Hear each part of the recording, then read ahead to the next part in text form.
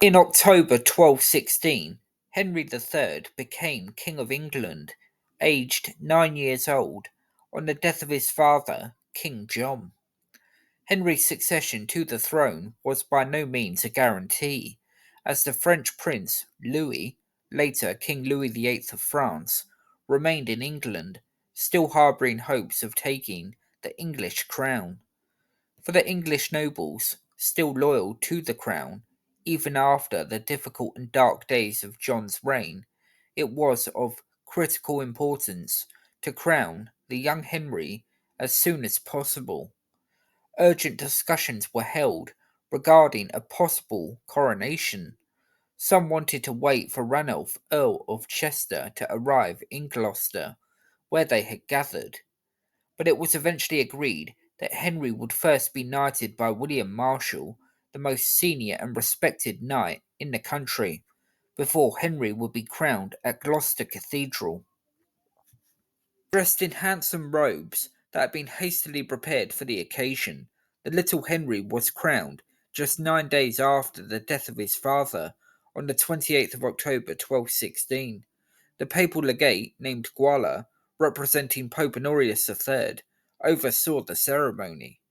After he had been consecrated king, Henry, who had had a long and emotionally challenging last 10 days or so for such a young boy, was hoisted up into the air by several knights and carried back to his chambers, where he could rest and change out of his heavy and burdensome garments. Out of necessity, because of the political situation, Henry's first coronation had been a hasty affair.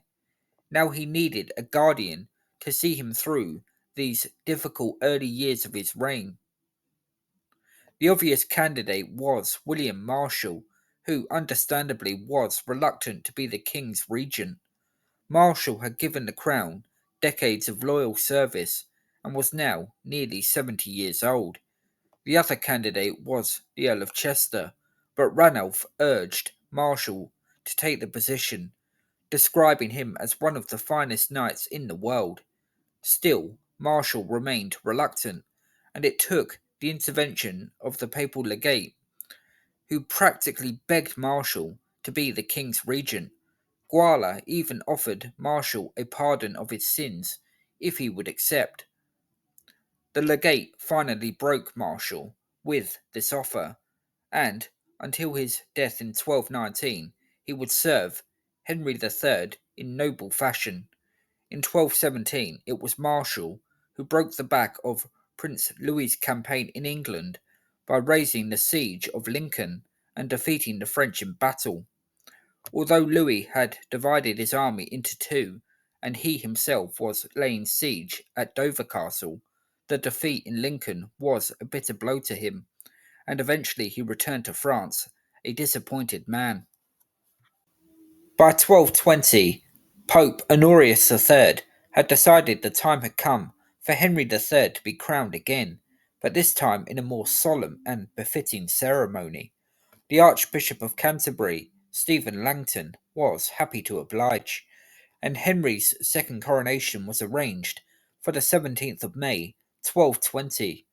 Word was sent around England to the nobility that their attendance at the ceremony was fully expected, and no excuse would be tolerated. This point was more strongly emphasized to those who had supported Louis's failed campaign, even in its later stages.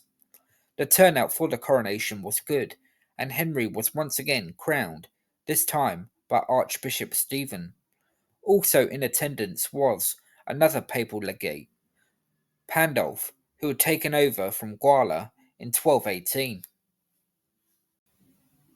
The ceremony took place at Westminster Abbey, on which Henry would later spend much time, money, and devotion.